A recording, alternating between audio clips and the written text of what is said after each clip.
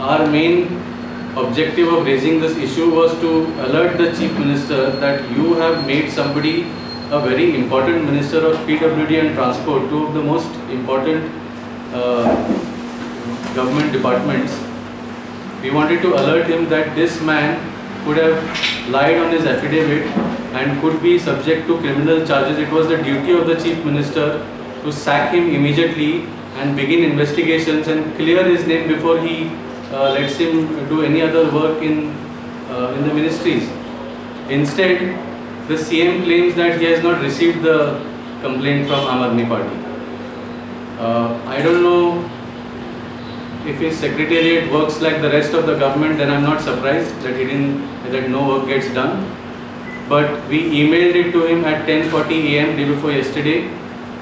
I personally went and invited it into his office at the secretariat on the same day. This is evidence of the invert. So for Mr. Parsekar, the Honorable Chief Minister, to claim that he has not received this complaint, it raises doubts about the efficiencies of his own office. Secondly, he says that educational qualifications are not required to be a minister. He is absolutely right.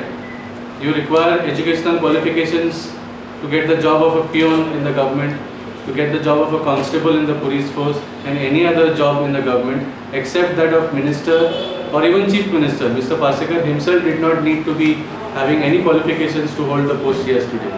And that is how our system is set up, and he is absolutely right.